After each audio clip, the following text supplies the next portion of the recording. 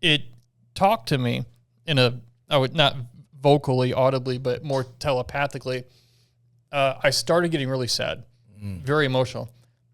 And it said to me, the source of all your anguish is the hatred you have for your father because he never loved you. Now, this is like, realistically, in real time, this is probably 10, 20 seconds after I took this thing. But it feels like infinity. Infinity. It's like an eternity. Yeah. You don't know when you're in there. And I started crying hysterically. I don't think I've ever cried so hard in my life.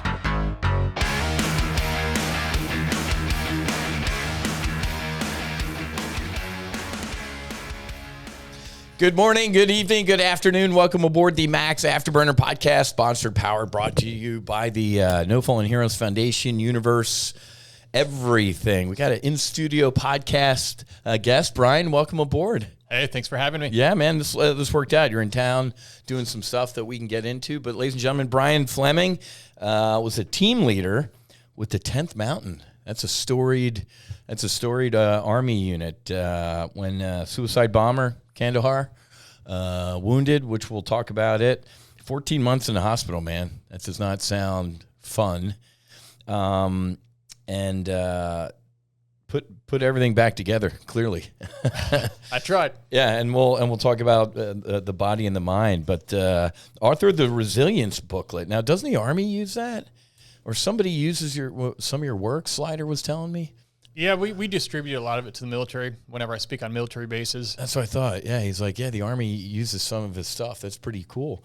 And then Redeployed, how combat vets can fight the battle within and win the war at home. I love that. What an incredible title.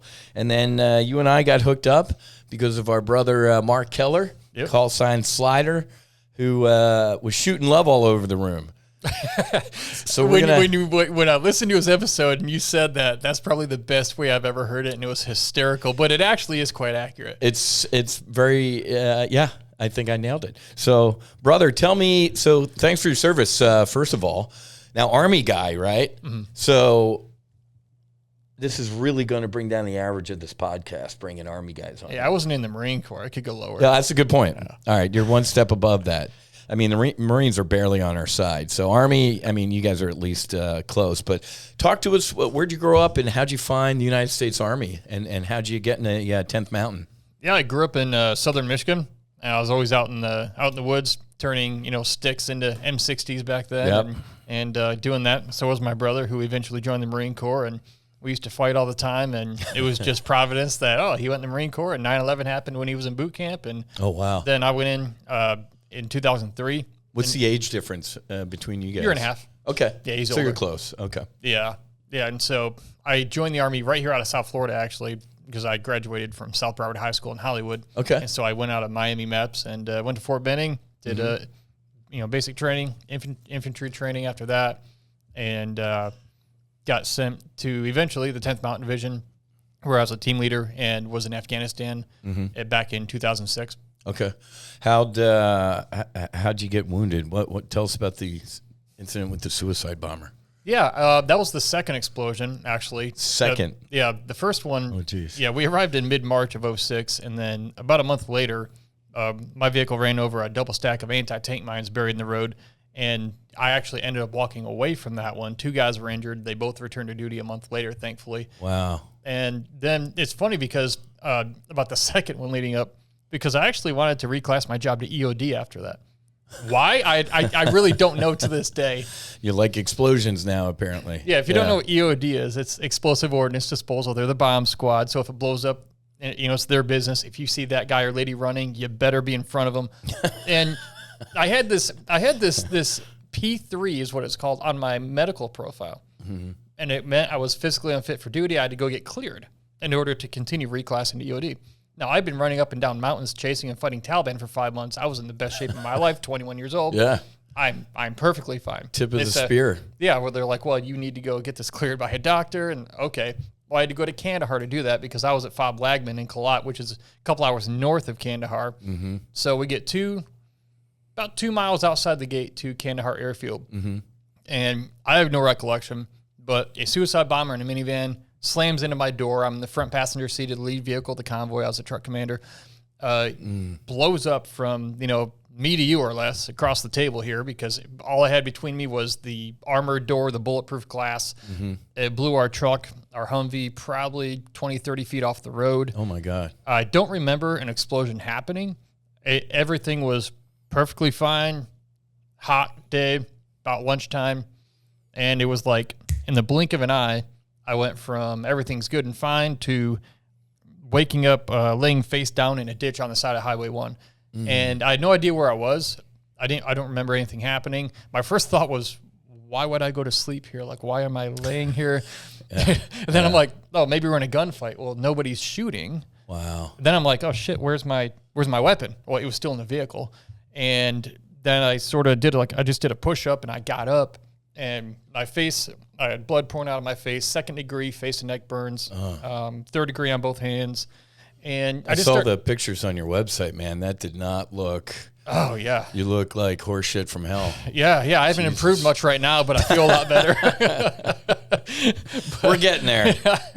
Yeah. But, yeah. And, it turned out my driver, Mike, he's a medic, and he was uninjured. So, thankfully, he got me and the gunner out. And he's right next to you. I mean, you can be that close, and somebody can be completely fine, and you can the guy in the back seat behind me, the interpreter, untouched. Oh, my God. But me, right there in that front passenger seat, got it. And then my gunner got it, too. He took shrapnel as well. Oh. And, Did he see the guy coming, the gunner? Did anybody see this thing coming? No, and it was busy down there, too. So you're going through traffic you're and weaving stuff. And it's just, someone asked me the other day, how could you avoided that? And I said, well, I could have been a mile away. Yeah. There's no way to really avoid a suicide bomber, because their eyes are on you. Yours aren't on them. No, you're on everybody, not necessarily that individual. Oh, man. Yeah. Jesus Christ. That's awful. All right, so wounded, hospital. What's the prognosis? Yeah, well, I went from Kandahar to Brooke Army Medical Center in San Antonio, Texas in 3 days. And so I'm going to say right now, the military medical care, getting me out, keeping me alive, getting me home, 100% absolute highest quality. That's great to hear. Care. I mean, I remember seeing an 18, 19-year-old kid put a nerve block in my shoulder because my hands were hurting so bad from the burns. Looked like he was 12 years old, and he's just doing this, and I don't feel anything, so he's obviously doing it right. And, I went from Kandahar to Bagram to Landstuhl in Germany, and then back home. And, the explosion wasn't the worst part. The worst part was what I didn't know was going to happen when I got to BAMC. And if you know anyone who's been burned severely, they have to do what's called debridement. They have to get the burned, dirty, charred skin off your body because you can die of infection. Well, my first night there, it was a Friday night, and the head nurse looked at me and he said, hey, Sergeant Fleming, we're going to do this as quickly as possible, so it'll be as painless as possible. And I was like, oh, okay. What does that mean? It doesn't sound good. Yeah. It's like, gee, why are we walking out in the woods, and why do you have one bullet in your gun? Yeah. It's this doesn't sound like a good Friday night. No. And so right after that, him and about 2 or 3 other nurses, they took out razor blades, and they had to start shaving and tearing and ripping that burned, dirty, charred skin off my hands, face, and neck. And it was the most painful physical thing I've ever been through in my life. And I was only 12 to 15% total body surface area burn. Oh my God. I have friends in there who were 80, 90+%. I can't even begin to imagine what the hell they were feeling, because, full body. Yeah. And they don't put you out for it because they have to do it multiple times. And I've been told if they put you under anesthesia too close too many times, they're afraid you might go into a coma. Lower your heart rate. You're on the edge. Yeah, so it's just fast and furious. You can go into shock, I guess, if they don't go fast enough. So it's just fast and furious. But yeah, sounds like a Civil War hospital or something. Just unbelievable. Wow. Yeah, it was what it was. And kind of prayed to die in that moment or just go unconscious. If I just could not be awake, it would be perfect. I didn't care if it was sleeping or dead. Yeah. I really didn't care. And didn't get that, and I'm thankful for that now. Yeah. How long did it take you to, quote, fully recover or to get back on your feet? Yeah, was it that full 14 months? Yeah, the 14 months was inpatient as well as outpatient. Yeah. Then the reconstructive surgery, they were saying they're going to have to skin graft my hands, face, and neck. So they did end up doing my hands. But the doctor told me that night after debridement, he goes, all right, we might have to skin graft your face. And I said, okay, whatever. And he said, well, and explains to me how they tend to do that. And he starts by telling me, well, we're going to take skin from your ass. Yeah. So there's, not much scarring if you're ever wearing a bathing suit. They try to pick the places least visible for the donor It's site. the least of my worries right now, man. Yeah, I'm like, all right. So I'm hearing this, and I'm thinking, is it the medicine, the fentanyl, the morphine? You're going to take skin from my ass and put it on my face. And I'm like, you let me die, man. Yeah. I'm like, all those names I was called as a kid, they'll be true. Yeah. My wife will never kiss me again. Like, thank God I don't have a tattoo there, because then it would be up here, and then it'd be all distorted. I'm thinking all these thoughts, and it's they didn't have to do that, thankfully. Yeah. Which is why I don't look burned in the face anymore. Yeah. Yeah. Wow. I was very fortunate, considering the magnitude of the situation, that I was not so permanently scarred as so many of my friends are who went through the same thing. Wow. Did you get back to a duty status, or did they say, hey, you're done? No, year and 2 months at Brooke Army Medical Center, and said, we're medically putting you out. Wow. So that was the physical aspects of it. Talk to us about the mental. Yeah. What was the mental journey? I mean, we got mind, body, and soul, and if those things aren't in alignment, we're not doing too good. Yeah. The thing with PTSD was the biggest, that and TBI. So short-term memory issues, headaches every day, hypervigilance, things like that. Yeah. Those things were pretty intense at first. I remember seeing a guy walking up to a corner at a stoplight. He's just walking on the sidewalk. He has a gas can, and my wife was driving. And I said, I was like, why the hell is that guy standing there? It's like, why does he have a gas can? Like, he's not even near the gas station, And she's like, I don't know. But it was that thing you just kind of had to readjust. That didn't happen a lot, but now and then it would. But something's in there though that's not connected. Yeah, it's like off a little bit. Well, because over in Afghanistan, there could be a dead animal carcass on the side of the road stuffed with bombs. Correct. Yeah, or anything, a shoebox. Correct. And so there was that. But the other side was, I never had an issue talking about it.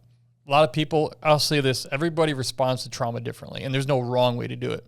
You're not more manly if you can handle it in a more maybe stable way. Yeah. Some people, they do cower in a corner. It's who knows, they're shaking. Everyone handles it differently, and that's just how different people are wired. Me, personally, I never had any issue talking about it. The psychiatrist I had to talk to say, well, you got blown up. How'd that feel? And I'm like, how the hell do you think it felt? Like, it hurt. Got blown up. I got blown up, and they're trying. I kind of felt like a lot of them were maybe assuming I had issues that maybe I didn't, because they almost like the questions felt leading sometimes. Yeah. And I was just like, no, I got blown up. A guy blew himself up right next to me. But he's the only one who died. So I'm getting better and I'm moving on. I'll figure things out. What's for lunch, Yeah. It was in the past. It happened. And I think, I had a pretty traumatic childhood with my parents' divorce, and I think that really emotionally numbed me from an early age to just be able to turn that switch off. And being able to figure out, turning that back on isn't always so easy. And so over the years, I've been able to learn how to do that. Well, so did you, in fact, were you okay, or were you doing the good military guy, compartmentalize all this stuff down lower and lower and lower? I never intentionally shoved things down. I don't think I did that. To an extent, I think we all do, but I didn't do that to a damaging extent. Good. Okay. And I'll tell you one reason, I think, is because I met 5 months after getting out. I arrived on July 27th, 2006. In January 25th of 2007, a guy who would become one of my best friends and mentor, a guy named Dave Reaver, a Vietnam vet, blown up, burned in the face. He's been an author and speaker for probably 50 years at this point. Speaks 70 to 100 times a year, probably even still. Good for him. Yeah. He came in, spoke to me and 30 other guys, blown up, shot up there in the auditorium on the 4th floor. And afterwards, what I realized is this guy couldn't talk about his story of Vietnam and injury without making us laugh hysterically. The guy is just so comical. And it was so healing to see it, and it was so healing to experience it and to hear him talk like that. Well, long story short, he said, we hit it off afterwards. He said, Brian, I'll show you how to do something with all this if you want. And I'm like, well, infantry guy, get medically put out. I'm not going to become a cop. I'm done dealing with the scum of the earth. Yeah. And he taught me how to use my story. He taught me how to talk about it in a way that helps people, giving speeches. Yeah. And not only did I find it helped other people, years later I realized how much it helped me, just one little few minutes at a time every time. That's part of your therapy, right? Or your healing is being able to talk about it. I saw you're an incredible speaker. Well, thanks. 4 continents, a bunch of, Fortune 500 companies and stuff like that. I think you're a fantastic speaker. So that's awesome that you're putting the ladder down and showing that, hey, man, bad day, not a bad life. Yeah, and it wasn't me projecting my story. The people I get shit from the most are other veterans. Oh, of course. And as would be expected. Like, he just goes jealous. Around. Goes around and he just talks about himself. I'm like, no, I use this story as a platform. Correct. But in my speeches, I only talk about my own story about 10% of the speech. Yeah. The rest of it is the lessons I learned through it that apply to the battles that you might be fighting in your life and how you can use my lessons to win your battle. Amen. And so when I realized that, it gave a lot of meaning and purpose. Yeah. It's about the process, not the person, right? Yeah. In a fighter pilot debrief, we have a saying, it's not who's right, it's what's right. So the stuff you took from yours and said, hey, man, here's how you can apply these things. Take me out of it, copy and paste and put you. And of course, our buddies are going to give a shit no matter what. So yeah. But let's talk deeper healing. So like I alluded to at the beginning, our brother Slider made the introduction. How did you bump into Mark Keller, call sign Slider? Where's that relationship come from? And let's dig into it. Yeah, I bumped into him south of the border at our mutual friend Trevor's in a place called Mexico? Yeah. Some call it that. Okay. So you guys go to Ambio. Yes, Ambio. It's now called Ambio. Yep. It wasn't back then, but yeah, that's exactly what it is. Neurogenesis or something back in the day, New right? Wave, New LV or something they had. Yeah. But now it's ambio.life, I think is the website. Yeah. And that was where my life actually completely transformed for the first time ever. Let's do it. Dig into it, man. What's that mean? Yeah, well, I met a buddy of mine who's a SEAL. Used to be a Navy SEAL for about 23 years, and he was down here in South Florida at the same time. We ran into each other. He ended up telling me about it because he had gone through Trevor's program, and then I signed up, got to go through it. And isn't this great? Real quick, I always have to remind people, I call this the world's greatest Ponzi scheme. You heal, you come home, you tell all your buddies, and you want to get into it, but it's not bullshit. It's but it's the world's greatest Ponzi scheme, right? Yeah. All right. So what's funny you say about that? When I got back, we'll jump back, but when I got back from that program, my mother saw the difference.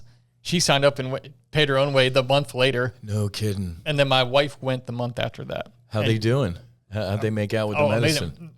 My wife's story, I think, is even better than mine, but the quick version is she was raped and molested as a child from the age of 4 through, about 10, 11, intense childhood sexual trauma. She's 40 years old now.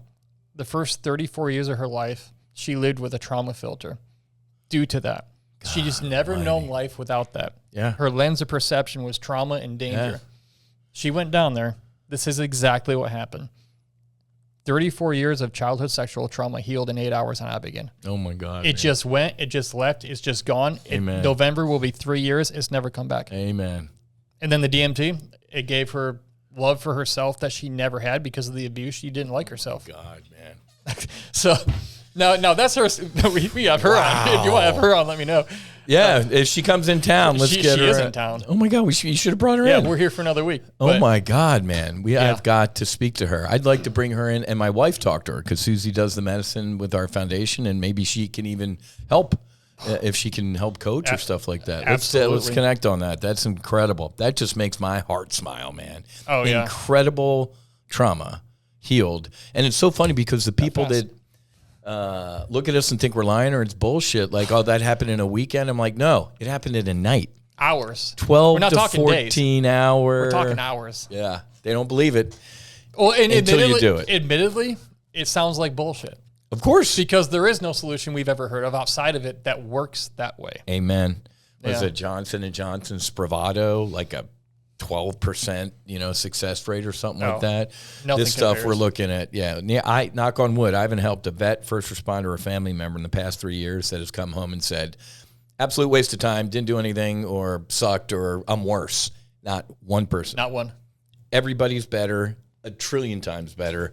Born again, some of the words that I hear. So, wow, that's fantastic. So how'd mom, if that's your wife, how'd mom do? Mom was great. She suffered a lot of trauma in her past, too. In the past 2 marriages, the only 2 marriages she had. The first one to my own father. And, a lot of it was from that and then from the other guy. And, wow. It took that trauma.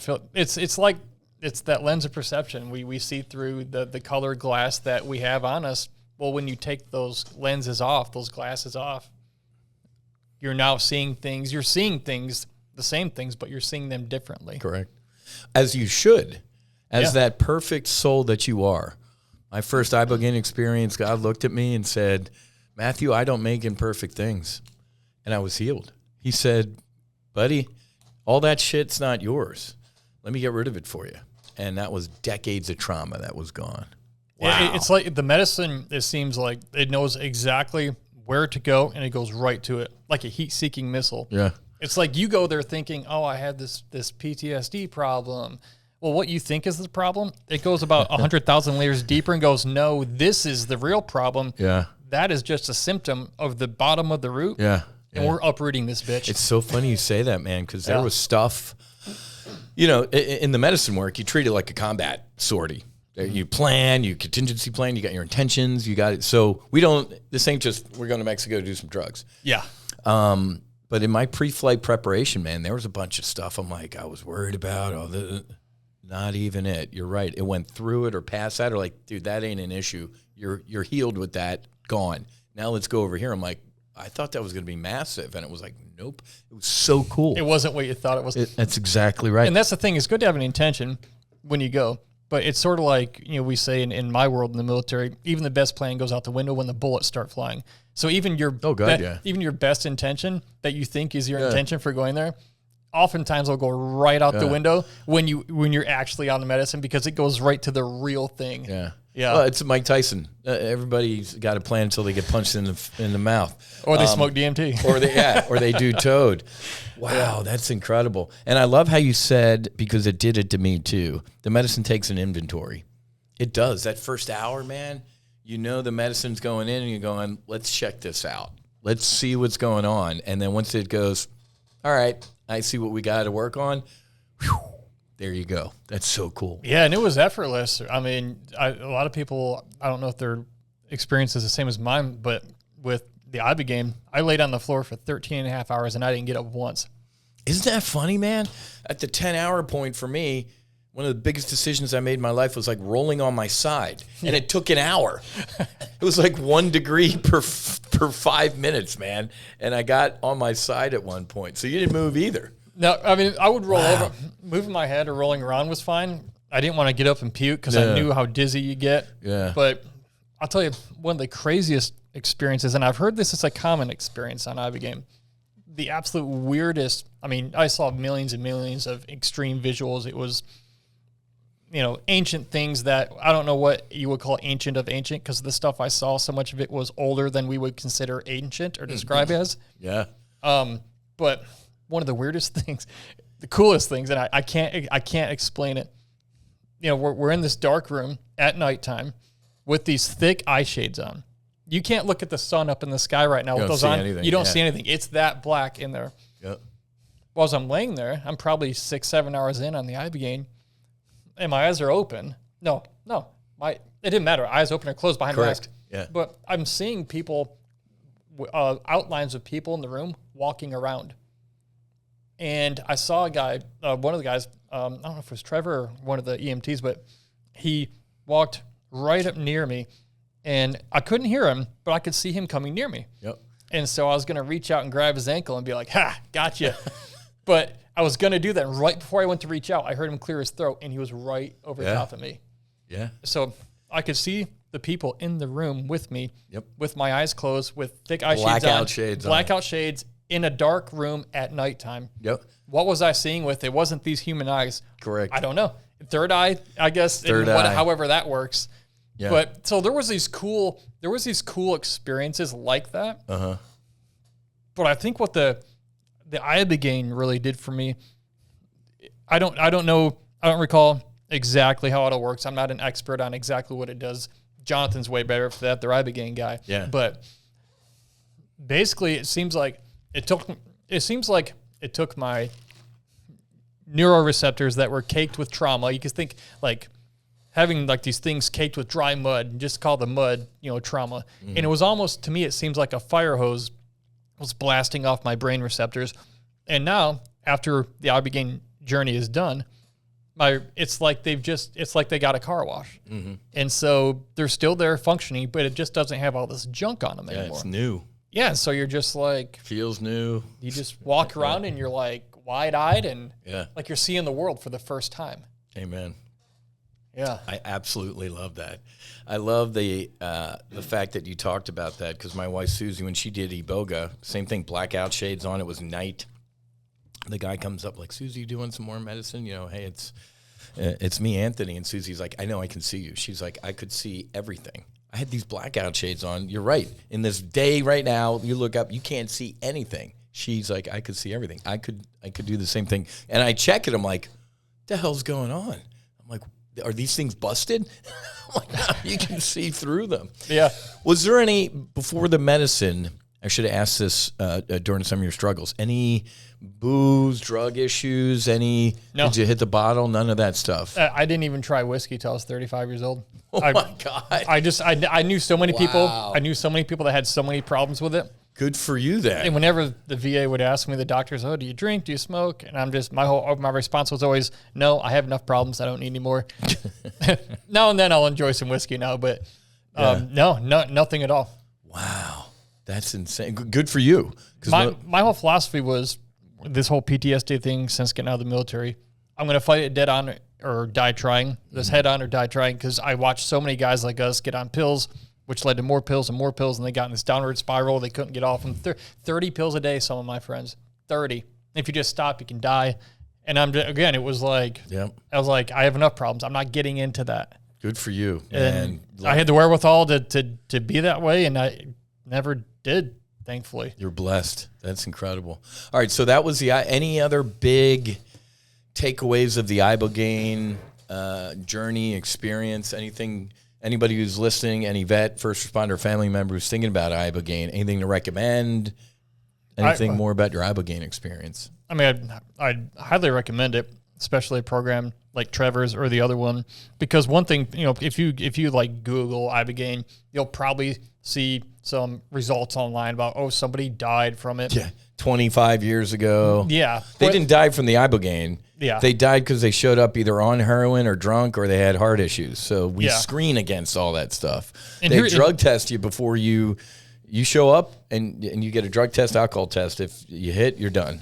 Yeah. So what happened, to your point, I did an EKG, blood work, everything, full workup, got cleared, then went to Mexico. They did all that all over again the day I arrived. Yeah. And then the whole time on ibogaine, I was hooked up to an EKG with medical staff, a medical doctor, nurses in the room. Amen. Everyone. So it's medically monitored psychedelic assisted therapy. Yep.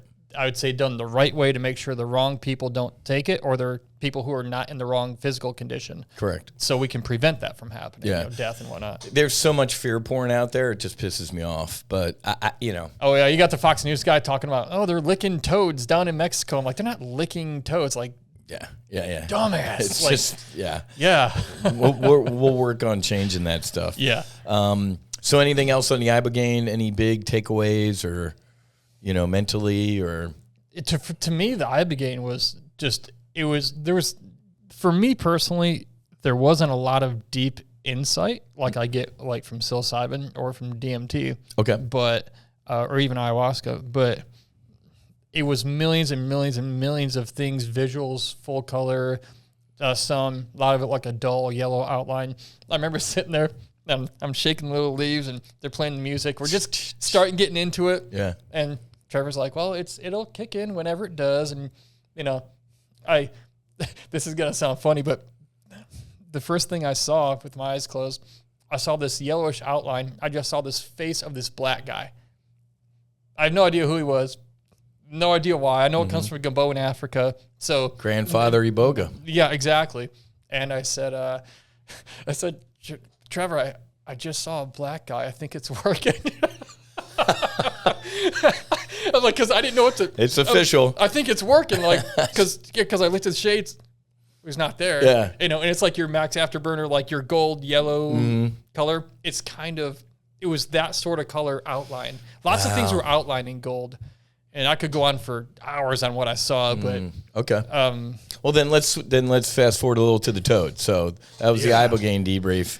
So it sounds like you a little bit more out of the toad or a different experience than your ibogaine. So talk us through who went first. I did. All right, so you go first. Well, here's the thing. Give us the debrief. Yeah. How'd you pick? Well, me and Mark and Brian, we were sitting on the couches down in the living room. And Trevor was prepping upstairs with the guy who had the toad. And it was like, all right, one of us will go first. Trevor comes down. And it's like, all right, who wants to go first? Here's my thing.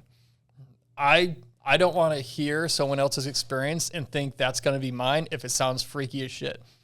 So I just went, I'll go first before either of them had the chance. Yeah.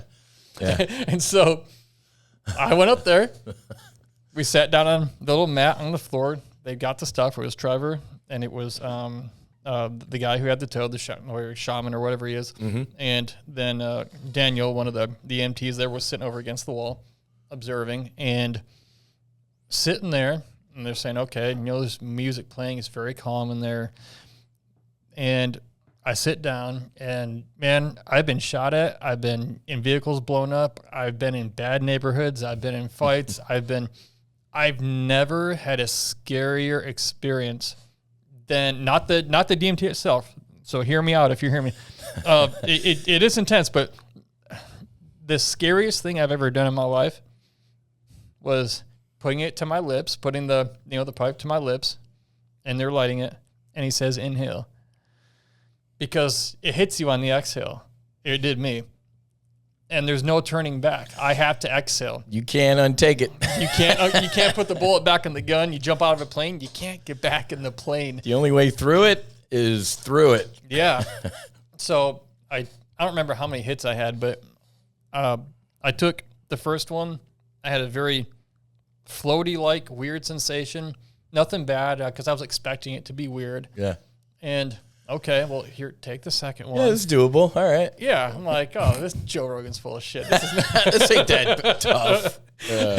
Well, then I take the second, and the last one I remember. Again, I don't know how many it took. Exactly. But I did the second one. I tried to hold it for 10 seconds, but it was rough on my throat, and I coughed at about probably 6-7 seconds in.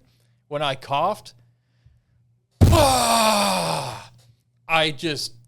Imagine getting shot in the face by a rocket from me to you 3 feet across the table. Not in a painful way. The acceleration was so fast. Yeah. And it was like, wow. And it was so fast at the onset. And when I exploded, instantly the explosion went to insanely slow motion. And the best way now to put it is, I exploded into zillions and trillions of pieces, and I absorbed into every piece of energy that exists in the universe. It was like I became everything that is, and everything that is became me, like a water molecule in the ocean. Mm-hmm. There are separate molecules, but they're all the thing. Amen. And oneness. And it was so intense. And that didn't freak me out. I don't try to control anything. I've never had a bad psychedelic experience, ever. And when I didn't try to hold on or control. And I remember after the explosion, everything went super white. I've never seen a white so white in my life. And there were fractals, shapes within the white that I didn't recognize. Like, I couldn't draw them for you right now, but I'd never seen these shapes before. Sacred geometry. Yeah. And so I'm there, and it goes up and down like a roller coaster. And what happened was it talked to me not vocally, audibly, but more telepathically, I started getting really sad, very emotional. And it said to me, the source of all your anguish is the hatred you have for your father because he never loved you. Now, this is like, realistically, in real time, this is probably 10, 20 seconds after I took this thing. But it feels like infinity. Infinity. It's like an eternity. You don't know when you're in there. And I started crying hysterically. I don't think I've ever cried so hard in my life. And that's what it told me. And in that moment, everything in life made sense. Everything I've ever wondered or been curious about, it made sense. And if it didn't make sense, it didn't matter because everything just is the best way I know how to put it. Yep. But after I got done crying hysterically, I started laughing hysterically because after it told me that and I cried that out, it just told me, like, basically it's like love is everything. Like, love is the key to everything. And it's all just so stupidly simple. It's so simple that we miss it. It's comical how dumb we are. We have to laugh at it because it's like, it's this basic. And whenever we do that, we feel amazing when we are loving to another person. Amen. And so, it takes work to hate. It takes work to have anger and resentment or envy. Joy and love it's your natural default state. Yeah. And so I started laughing hysterically. And apparently I started saying, it's all so stupidly simple. It's all so stupidly simple. And I'm laughing. And I can only imagine what Mark and Brian downstairs are like. They heard me like bawling, and then like a minute later, like laughing hysterically. Yeah. Like, this guy's crying. Now he's laughing. What the hell is it doing to him? What's it going to do to me? See, that's why I went first. Smart move. That's the smart move. Yeah. So it's to this day, it's the scariest thing I've ever done. I want to do it again. I'm admittedly afraid to do it again, but I want to, but I'm scared. But not because the experience was scary. It was just, it's such a different, to say I felt different. Like, it's a very different feeling, the way you feel. Different, as you know, doesn't describe it. There's no word. Like, what's the nth degree of the word different? Like, what word do you use that's 10,000 times magnified, the word different? Yeah.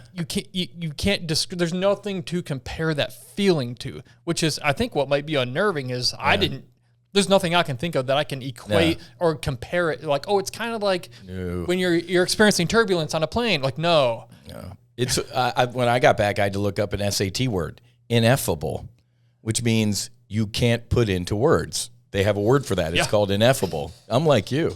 I likened it to jumping to hyperspace in the Millennium Falcon, sitting there going from this to white. It's the jump to light speed. Yeah. And I use the word, and I dislike using this word violently, but I have to be honest with the medicine. It was the most violent experience of my life, but it was the most peaceful and revealing. If the ibogaine was a 12 to 14 hour circular climb up this mountain to get to the answer, this was instantaneously within, how long were you in the medicine? 10, 15? Probably. I think I probably laid there for a little while too. Yeah, I was in it for 10 to 15 and then stayed there for 40 minutes crying. Yeah, I didn't know I don't really know when it ended. Yeah. So, I mean, you could feel yourself kind of coming back, but I don't know at what point that was. Yeah. They usually budget, right up the street, the Mission Within where I went through. Because they tell you, they're like, take your time. So after I came out, I'm like, I'm going to sit here and cry. Happy cry. Yeah. And I got brownie points with my bride for the rest of my life because one of the first things I said was, I can't wait to tell my wife I love her forever because I finally know what forever means. I just felt it. That was infinity, and that was only now. It was there was only that instant when we were there, and it was infinite. And I love it's also stupidly simple. So how far away were Punch and Slider? They were just down the staircase. Here's what's funny, man. I got to tell you mine real quick. So I went with Marcus Luttrell, JT, and some other guys. Mm-hmm. Marcus went first, and the Mission was in. It's like a 3-story house. So and you and I know now why they do this. The toad's all the way up in the top room, and we're in the basement. I'm like, why do they separate us? So Latrell goes up, and his was nuts. I go up. I scream at the top of my lungs twice. I flip, and then I'm crying and laughing like you. While I was up there, JT from Black Rifle and JJ snuck up to the floor underneath that. So all they heard was me, 2 blood-curdling screams at the top of my lungs, and then a ruckus as I flipped. And then my guide's walking me down the stairs, and I guess she was behind me, and those 2 clowns are sitting on the couch. They look like they've seen death. I'm coming down the stairs with like the biggest shit-eating grin on my face, and they're like, and Cynthia's behind me going like, don't say anything to him, like, shh. And they're looking at me like this. I'm like, and you want to go, oh my God, you guys, you have no idea. Yeah, she's like, go sit outside. And she goes, back inside with me out on the porch, and they walk by. She like escorted you out. What the fuck was that? Yeah, she got me out. You didn't have time to talk to him. Couldn't debrief them. Yeah. I'm like, what the fuck was that? What's going on up there? She's like, it was a happy scream. They're like, that didn't sound happy. Dude, Mark sounded like he's getting butchered with axes. All right, so let's transition into that. So you come back to Earth. I came back to Earth. Who goes next, Slider or Punch? Punch did. So Slider was last? And I remember Punch telling me, he said, dude, I'm so glad I went after you. Because if I would have, I don't know if I would have gone after hearing Mark. Slider? All right, lay it on us. Yeah. So I walked downstairs after the DMT, and they're looking at me like, how is he, right? Like, is he a zombie now? Or do we need to flee? Does he have a lobotomy? Yeah. Is his brain hanging up? I walked down, and the first thing they said to me, both of them, they go, dude, you look different. No way. I said, really? Yeah. They're like, yeah.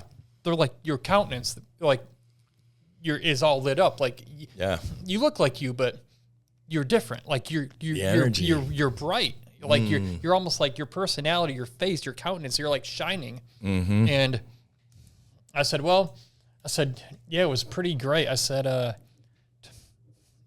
no matter what, I said, just know it's great. Like, just, you have nothing to be afraid of. No matter what you're thinking, just trust me, you have nothing to be afraid of. Which might not be the best thing to say. Yeah, that probably terrified them. Trust me, don't be terrified. Yeah. But I remember them saying that. They're like, you look different, and like in the best way. Yeah. And the thing about it, you talked about your wife and your love for your wife. One thing the DMT showed me is that I've been married almost 19 years, happily, very happily. Congrats. And I've been loving my wife at about 40%, and all these years, because I thought that was 100%. When I got the love for me from the toad, when I got that existential, unlimited amount of love exposed to that, it increased what I have for myself, but then it spilled out to having it for other people, including my wife. Amen. And I realized I now would love my wife at 90 to 100% every day. Mm. But the reason I wasn't before isn't because I didn't want to. I didn't know that level of love existed. Mm. But once I experienced it, then I had it to give. Yeah. And well, you had to love yourself first, man. Yeah, and I didn't hate myself, but I didn't hate myself in any way, but I didn't understand me, or I guess like me in the way that I was able to. I don't hang things over my own head. If I fucked up in the past, it's like, well, that's who I was, where I was. I'll try to make it right. Yeah. I don't hang around it and feel bad about it. But it sounded like you shit-canned some other stuff, like your dad didn't love you type of things. It sounded like you got to let go of some stuff that might have been withholding some of that love inside, It was, hatred didn't have any point to it. It was almost like when you go to think a hateful thought, it's almost like the medicine's like, are we going there again? Yeah, what's the point? Like, haven't you learned you know better now? Like, really? Why is he going there again, guys? He knows better. It's like, why are you falling into that again? That's not how this works. The stove is hot. Don't touch it. Yeah. It's funny you bring that up, because the second time I, sat with Ibogaine, I was expecting it was going to be flowing robes and magic carpet like the first one was, and the second one was, it was a workout. And my guide, Cynthia, she's like, probably should have told you this beforehand. I'm like, what? She's like, well, anybody who she's worked with who sits with the medicine again with the intention of helping others, the medicine shows you all of it. You're going to go to flight school. You're going to get checked out in everything in the medicine. And that was interesting for me. I had to. What do you mean it shows if you intend on helping other people, it shows you everything? What do you mean? Because I needed to, because I wanted to, I came home, I'm like, I'm going to do this. This is how we're going to end veteran suicide. And I needed to sit with it again, right, to kind of get my flight instructor qual. And God, I choose to use the word God. When I was on the ibogaine the second time, God, to your point, was like, what are you doing here? Lovingly, not like that. I'm projecting. He's like, you got this. It's not this tough. It's love. I showed you your default state, man. And that had been a tough year for me. I was, started the foundation. I felt like I was trying to help all these people, and they weren't, quote, healing, my definition, ego, right? And God was like, buddy, you can't heal anybody. They got to heal. They got to want to heal, and I got them. You can walk them to the door. You can carry them to the door. Yeah. You can give them a healing grant. You can do coaching. They got to do the work, man. So the second time with the medicine was, it was loving. I'm as thankful for that one that I was the first one, but it was, it was a little bit of, you got this. Was it sort of like, the answer, why are you back here so soon? Yes, that's exact, but lovingly. Yeah, but in a loving way, like, this, why are you? It was a hug with like, what are you doing back? So that's why, whether it's Toad or any of this stuff, I'm good. How do you feel about this sentence? 5 years ago, I would have kicked my ass if I used it, but after doing the medicine, it's legit. The medicine calls to you. It's not currently, if Bufo or Ibogaine called me down the road, I'd answer it. But right now, I feel good. Yeah. How's that sentence hit you? Is that true? I think so. Some people call it intuition. Some people say God speaking to them. I think we've all been handed language based on our culture or religious upbringing. Yeah. People say God spoke to me or God told me to tell you, which people who tell me that, instantly I'm stiff-arming you. Exactly. Like, you crazy fuck. Get that away from me. Yeah. I've seen enough of that shit. But started enough wars in history. Yeah. But that it calls to you, this inner pull that you're not pushing it. It's an inner pull of, yes, the opportunity presented itself. I feel that I want to do it. Mm-hmm. That's been my experience. Good. That makes me smile. All right. Yeah. Back to Ponch, and then give us Slider. Yeah, Ponch did it. I don't think I heard anything out of Ponch. His was pretty quiet. That strikes me as Ponch. I'm going to have to check in with that. Okay. Yeah, he seems to be a pretty mellow guy. He is. He's a... Now, Slider. Slider. me and Ponch were out in the hallway, and we were like, we didn't want to open the door and maybe invade, but we were ears up next to the door, waiting for it. Do we hear anything? We're out in the hallway, and I wish I would have thought to pull out my phone faster because I recorded part of his thing. We started hearing.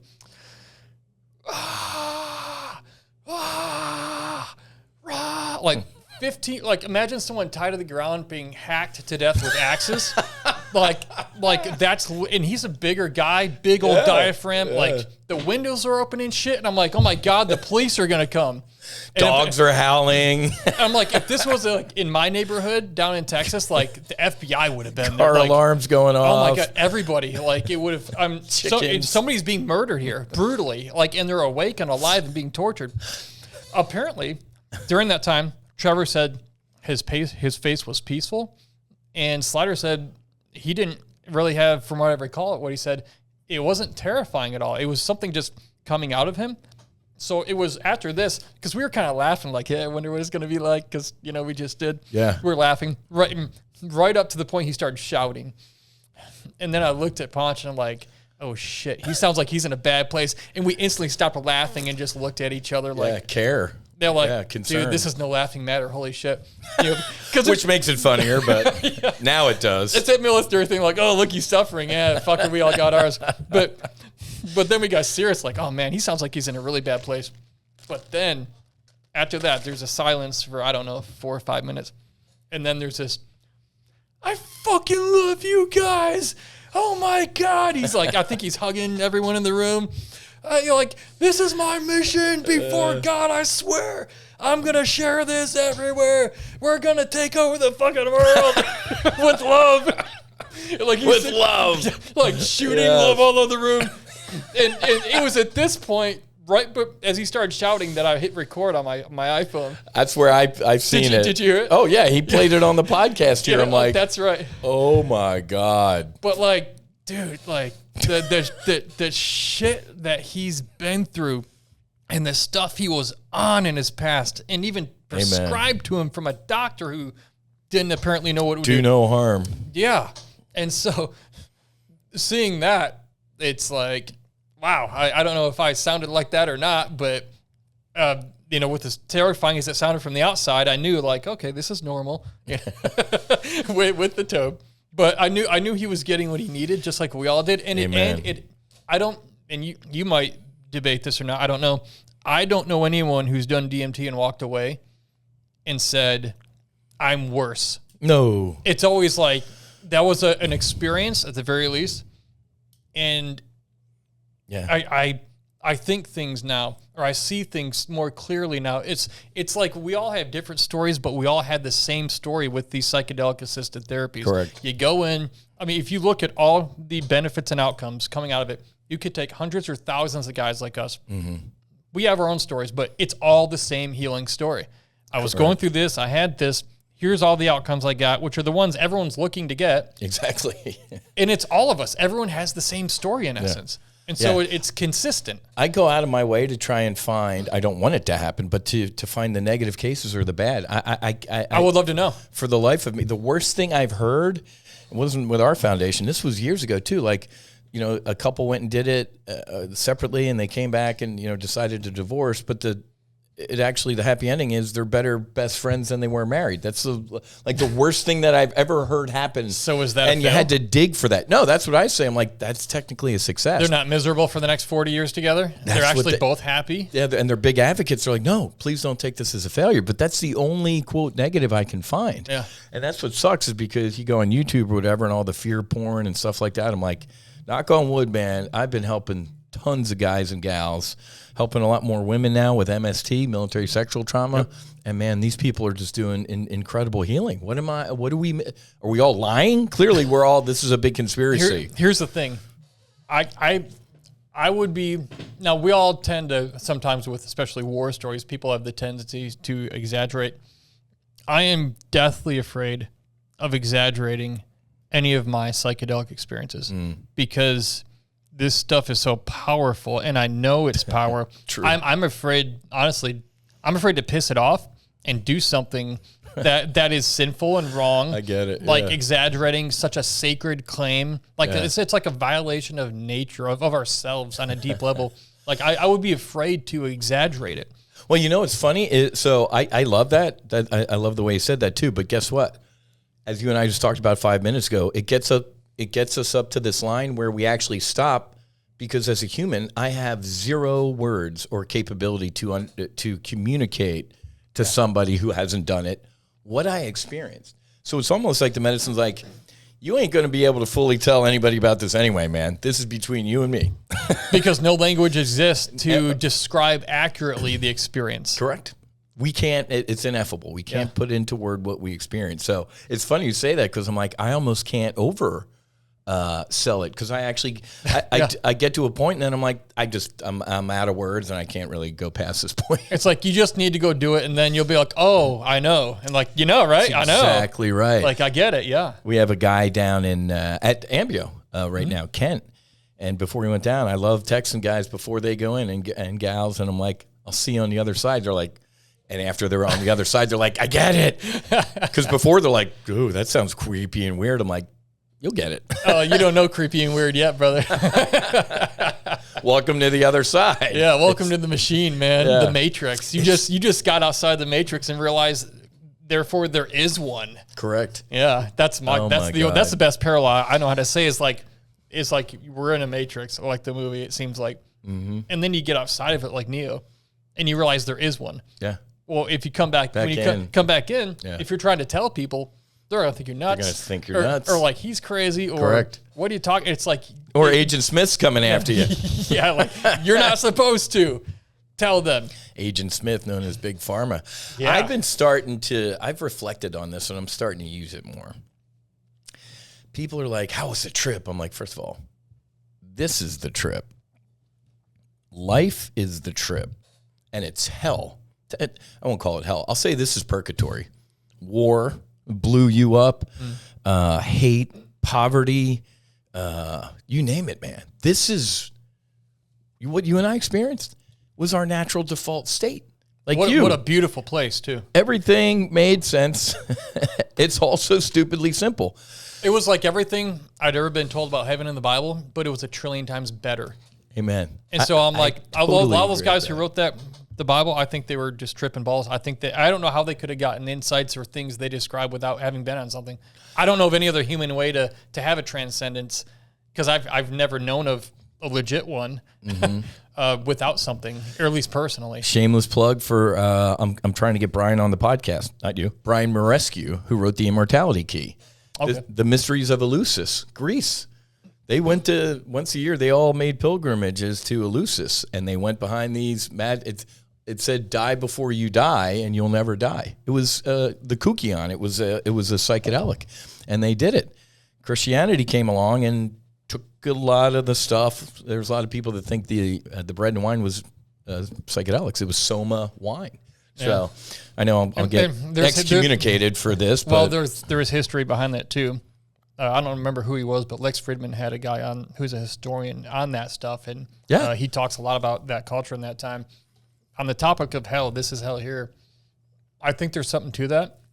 Last time I did ayahuasca, one of the questions I had while I was in the journey was like, all right, what's the truth about this heaven and hell thing? Like, what is hell? Mm-hmm. Instantly, something came to me and it said, hell is what we do to ourselves. Wow. That's all I just said. Hell is what we do to ourselves. And I've been thinking about that for for a little while. And it's like, you think about people's mental states and how we torture ourselves, or we're living these painful narratives of the past and it's affecting us. And is it ultimate hell, or is it like a version of it, or who the hell knows what really ultimately? But that made the most sense to me. Nothing's ever made more sense to me than that statement. I agree with that. Like, is hell real? And it just said, hell is what we do to ourselves. You know, what's interesting, man, is, and I'm not any Bible scholar, but I love going back after doing the medicine and reading stuff now. The kingdom of heaven is within you. Jesus, if you believe, said, if you think the kingdom's in the sky, the birds will precede you. If you think it's in the sea, the fish will. He's like, the kingdom of heaven is here. Yeah. It's within you, which alludes to can also be hell if you do it to yourself, you know? And that's why a lot of, I was at an Aya ceremony last night holding space up in Loxahatchee, and a very Hasidic, or I forget which branch of Judaism he's like, that's why we say the body's the temple. The heaven's technically inside of you. That's why you shouldn't be doing all this, crap and eating like shit and everything like that. This is a piece of God is within you. And I pissed off some religious types when I got back from my Toad experience, and I said, in the blink of an eye, I became one with God. Yeah. Period. And they're like, how dare you? I'm like, dude, to me, it's because they're living according to a narrative they've been taught they're supposed to believe. God's on a throne. That's the thing. White beard with shooting lightning bolts out of his hands and all. I'm like, dude, I think the point is we're all one with God. I didn't say I am God. I said we're all to your point, a molecule, man, infinite. I agree, but then again, let's say you're God's fingertip. Let's say you're God's index fingernail. Is your fingernail you, or is it separate from you? Yeah, exactly. Or is it you? It's a great point. And I'm not saying that's the case or that it's not. But Agreed. The thing, I have a Christian background I come from, and people, the foundation that is separation from God, which I think the most heinous crime ever committed against humanity was convincing people they're separate from God. Amen. Because that's sin. Sin is separation. Absolutely. Yep. Yeah, and I honestly think the church, not like your average church down the street, the church system the narrative that is purported by the church system. I mean, look throughout centuries. They were burning people. They were killing the Aztecs and everyone. Mexico is super Catholic. Why? Because they wiped out all the indigenous people who were like, taking mushrooms. Yeah, we don't need your priest to intercede for us. We already talked to God. I can have direct one-on-one. Yeah. Instead, the church comes in and says, first of all, if you keep doing that stuff, you're a witch. We're going to tell you what God says and pay us 10%. Yeah. It's like so corporate structure. It's like so obvious once you see it. And I don't mean every Christian out there is a bad person. I just think they're mostly brainwashed. Because I used to be that person. I went to Bible college after getting out of the military. No shit. So when people argue with me, I'm not a scholar. But hold on a second. But most Christians who argue with me about this stuff, they don't know their ass from the hole in the ground when it comes to context and what a verse means and when it was written, who it was for. And I'll correct them and say, well, actually, here's what that means and who it's for. It's not for us today in 2024. And no, that doesn't apply to Trump or against Trump. And I mean, go check my Facebook. They're just, it's like the people who know the least are the loudest, and the people who know the most just don't say anything. And it would be real nice if they would. Correct. And again, I don't know everything, but these experiences have shown me so much that it's like I see the problems everywhere. If I'm in a church service or people quote a Bible verse, I instantly go to, okay, is this proper? Is it in context? But not only that, and it usually isn't if you're an average American Christian. Correct. But on top of that, why the hell do you believe that's directly from God anyway? They go, oh, because the Bible says that all scripture is God-breathed. Oh, so the book says the book is God-breathed. So if I've read a book and I say, this is all from God and you can't question it, then you would believe that also. No. Why? Because you know me, or because a guy 2,000 years ago wrote it who you didn't know? Correct. In a different culture. Yeah. It's like, why do you believe what it says to begin with? And again, it's because they've been taught they're supposed to believe it. Amen. And I can't have a conversation with an average Sunday-going Christian because their premise when they start, I don't say an argument, a conversation about this stuff. Yep. They start with the premise that they think they're already right, and they don't want to have open-minded discussions about wherever truth leads. They want it to lead back to them being right, even if they're not. Correct. And these are people who they misquote the scriptures to begin with, let alone if the scripture even they're referencing even is true in the way that they think it is. It's despite it's been changed and reformed and edited and renegotiated. I picked up some of the Gnostic Gospels, the Gospel of Thomas. Gospel of Thomas shows that Jesus that was very like heaven is inside of you in a very introspective, God's in here type of thing, not up in the sky, and that got thrown out of the Bible. Oh, man. So I mentioned Gospels of Thomas on social media, and people are like, oh, I'm going to burn in hellfire. I'm like, wow. The Bible was written, some scholars say 60 AD, maybe 120 AD around there. So kind of a generation after Jesus. So, and it was all about power. Could you imagine at the UN today, the UN trying to write the Bible? Different factions in this, and no, delete that, and Israel's not a country type of shit. Palestine's a state. To think that it's actually the literal word of God. And again, I don't want to super piss off people, but I just use some critical thinking skills. Yeah, imagine what was going on back in the day when Jesus was crucified, man, and thinking that just it's literal word for word, man. And if I don't believe that, I'm going to burn in hellfire. And what they stake that on is. Forget the verse reference, 2 Timothy, I forget, but they go, well, the Bible says that all scripture is God-breathed, meaning, it's directly from God. Now, they quote that to justify saying everything in the Bible is literally actually true. It's many of them. What they don't realize is that's not what that verse actually means. If you talk to a Bible scholar about what that means, and you talk to an average American pastor about what that means, it's two different stories. Answers, yeah. There's what it says. Then there's the narrative that churches put out about what it says. And that verse literally means like life comes forth. It doesn't mean that every literal word in that is, but 99.999% of people you'll talk to who are in churches who quote that, well, all scripture is God breathes. Yep. They take that as the way they've been taught to interpret it, which is divorced from what it actually means. You don't like me saying this? Go talk to a fucking Bible scholar. Who knows more about the Bible than a scholar? Nobody. Of the Bible. And if he's wrong and we're going to hell because he was wrong and he taught us wrong, then it wasn't our fault to begin with. So what kind of asshole sending me to hell for learning from his appointed person on earth that was wrong? Yeah. Like, how am I responsible for that? It goes so deep, this stuff. Well, it's but when you're in it, you're brainwashed. Okay, it's like you're just conditioned and you don't know to see it. And I remember being there. Yeah. Well, dude, trust me, I get attacked on social media all the time. This opened the door to demons, and I'm like, prove it. God forgave my sins. I was able to spend time with my dad and my sister. I'm not a drinker anymore. I'm a better human being. I'm closer to God. I'm telling people about it, and God, that was a demon. Mm-hmm. That's a pretty freaking shit hot demon, man, to pull all of those things off. I'm like, are you insane? Yeah. But I send these people love. And with the whole devil thing, man, geez, we got to wrap up, but it's so funny because I'm like, do you think God, who I believe you and I both experience, and you can experience walking around, taking a deep breath. My point being is, do you think God's that bored that he's like, you know what?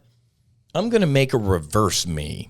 I'm going to make an anti-God to like test these people that I love. I was raised Irish Catholic, and I remember getting beat up in grade school because Sister Mary Catherine, whatever, is like, if Adolf Hitler on his deathbed truly repented, he's in heaven. I'm like, God killed 6 million Jews, blah, blah, blah. It's like, no. Hitler can go to heaven. The Jews can't. That he killed. Yes, exactly. All of them. Oh, my God. According to the Christian narrative. Chosen few. Yeah, isn't that... Yeah, because I tell people, I'm like, wait a minute. So if you don't believe in Jews, you're going to hell. And then the Jews are like, well, we're the chosen few. Everybody else. They're God's people. And then we got Muhammad. I'm like, oh, my God, folks. It's all the same shit, man. They're given it different names. Everybody names it. According to their own biases, assigning value because they don't want to be wrong. And honestly, a lot of people are terrified of what if they found out they were wrong about what they've been taught. That's admittedly a terrifying place for most people. It's a horror for people. Now, I'm a discoverer. I'm an explorer. I'm like, wherever the truth goes, like, I'm not afraid of it. That is not everybody, though. Correct. And so that's their identity. Yeah, well, what if you've been a pastor for 50 years? And you know what? Then you find out.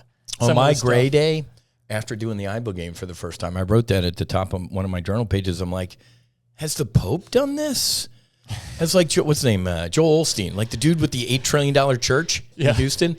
Has he had this type of experience, or are they all like just going? Because after doing that, I wrote down the word apostle in my chicken scratch on that next day, and I had no idea what it meant. I do now. Okay.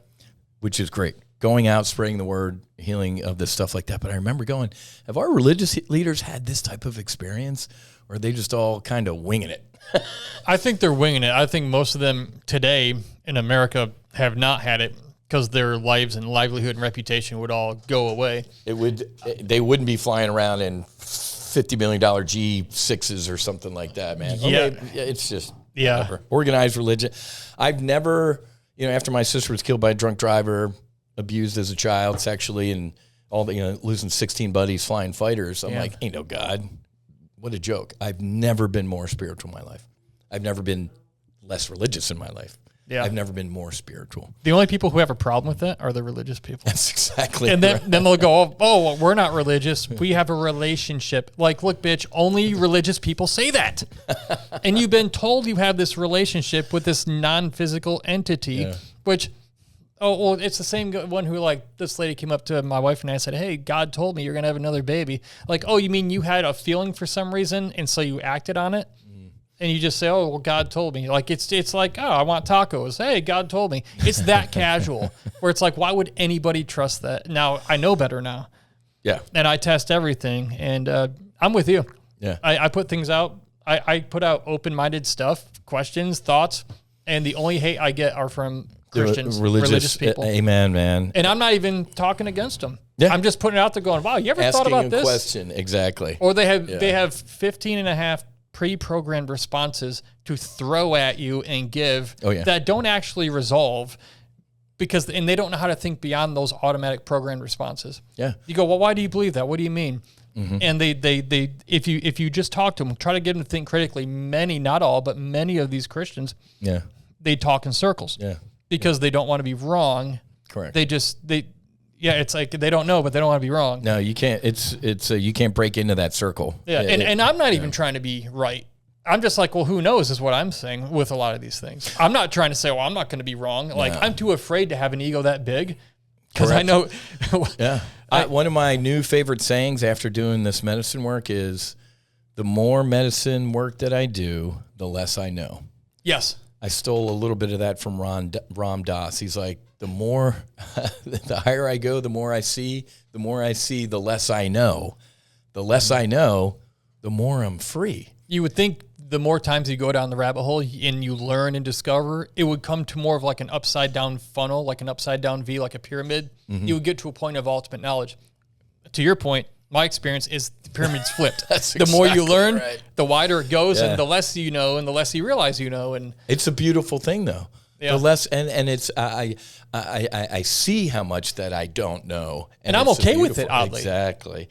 That gives me peace. Down here at the bottom, that triangle, I'd be mortified. I'd be like, holy shit! But now I'm like, dude, this is fantastic. Yeah, the people who are most certain in their opinion of spirituality and the way things are, the absolute most hardcore certain are the people I trust the least. I know. It's sad, but we send them love. Absolutely. Everyone's love in their them. own, everyone's at their own place. Amen, man. But don't be a dick. Rule number 1 of life. Brian, dude, this was fantastic, man. What a God moment. Thank you for stopping by the studio. Oh. One of my few actual God moments in life, these experiences. Yes. Not prefabricated ones that was taught in church growing up, but real actual God moments. So I got you're a studio guest, so you get the psychedelic fighter pilot coin, my brother. No kidding. So there you go. Thank you. That is great looking. Oh, man, look at the right in the visor. Look on the visor. That is so cool. That's awesome. BrianCFleming.com. Just go to blownupguy.com. I got blown up. Do you have that? Yeah. It's easier to remember. Blownupguy.com. I have a lot of friends who are blown up. Not blown up doll. He said blown up guy. Yeah, this could be for you Marines out there. Yeah, if you want to see what I do with public speaking or book me at your event, go to blownupguy.com. And now I'll say this real quick. A lot of people who want to use their story, make a difference, become public speakers. I've had so many people ask me over the years, how do you do that? Because they don't teach you that in school. Yeah. I created a program at useyourstory.com, and I have a free resource there. It's called the Share Your Story Roadmap. So if you go to useyourstory.com, download that, and I'll show you how to use your story to make a difference and make your first $500 speaking. It's easy to do if you just know the steps. It's a one-page PDF and a 15-minute video accompanying it. Dude, that's fantastic. Yeah. Useyourstory.com. Yeah. Because you're right. You know, I'm a keynote speaker too. There was no, you got to figure it out. Yeah, it's like somebody showed you, you heard about it, and you just stumbled along. Yeah, it was painful. Or you just ran into some dumbass marketers who put together a program and they were unethical as hell. Yeah. You know. That's great. Useyourstory.com. Yeah. And then Blown Up Guy. You know what's funny? Blown Up Guy, I bought that in 2008 for 99 cents off GoDaddy. I didn't know anything about marketing. But 16 and a half years later, that is the best marketing thing I ever did in my life because it's easy to find me. How much has anybody tried to buy that? That's got to be worth some money. Not that you'd sell it, but there's domain agencies. Blown Up Guys are pretty. I don't know if it's for sale, but it's priceless. There is no price you could offer me. Yeah. Because it's so much a part of like my brand now. I get it. But I talk to people at conferences and conventions about how to stand firm when everything around you is blowing up. I do resilience training on military bases. I got an email yesterday from a place out in Utah and helping people keep their lives together and move forward and win the battles they're facing. Have you, in your current speaking stuff, have you incorporated any of the medicine work yet, or is that still kind of over on the side? I haven't, because people who book me, that's not what they're bringing me there for, and I understand the confusion that could come with that, and I wouldn't want to dishonor them. Don't cross the streams. Yeah, but I have started a podcast called Dear God WTF. And write that down. Dear God WTF. Dear God. By the time this comes out, it'll be launched. It's launching like this week. And I'm interviewing people who have had these what the fuck moments in their lives, and they're like, some of us have our lives so crushed that you're like, you look at the sky and you're like, God, what the fuck? And the thing is, people need to share those stories if they want to. And there's lessons you and I can take from them to make our lives better. And that's what the podcast is doing, is highlighting those people. That's great. Well, step one, even before listening to podcasts, tells people they're not alone. Mm-hmm. You're not the only one walking around on a daily basis looking up going, what the fuck, God? A little help here. Yeah. So I love that title, because we're all in this. Ain't nobody got to figure it out, man. Nope. We are all walking each other home. Yeah, and that's a Ram Dass again. I love that one. We're that's what we're doing. So, Brian, this has been awesome, man. Ponch, Slider, you guys crack me up. That's Slider always cracks me up. And great couple of I guys haven't to hang had with. Punch. You got to get on here, my brother. I haven't had you. He's got his own podcast, No Way Does Out he? podcast. Really good podcast. Everybody, make sure you check out my brother's podcast. What's it called? No Way Out. No Way Out. Okay. Yeah, he does a bunch of agile. Punch is a fucking he's 1,000-pound head. He makes 500-pound heads look stupid, and he's doing some really good work. We'll be working all of us in the space. To your point, if you want, you could have the best plan in the world at General Motors. If your employees are miserable, it doesn't fucking matter, man. It's going to fail. So we're actually going to start trying to integrate healing into companies too. You want your plan to go really good for the next quarter? Have your employees not get in their car in the morning in the driveway and go, fuck, I don't want to go into work. Help them heal, maybe. So we're going to, there's something out there where you want to improve your workforce, help them with their freaking childhood that they had. I mean, there's been a ton of articles in Wall Street Journal recently about, hey, and some employers are actually going to start paying for psychedelic assisted therapy. And Good. Couple weeks, let's see what the FDA does with MDMA therapy. Another great one. Yeah, so God. we'll see. But the cat's already out of the bag. I mean, not that you and I think we're special, or Marcus or Slide or anybody, but if veterans and athletes are kind of leading the way in this healing space, maybe mom and pop walking around the street can go, all right, well, they do look like idiots, but they look like they're actually being honest and telling the truth, Not that there's anything, quote, wrong with hippies, but maybe the last psychedelic revolution, Vietnam War, hippies, they looked anti-American, and the government did a fantastic job of shafting the narrative that these things are subversive and you'll jump off a roof. Now we got athletes, first responders, and...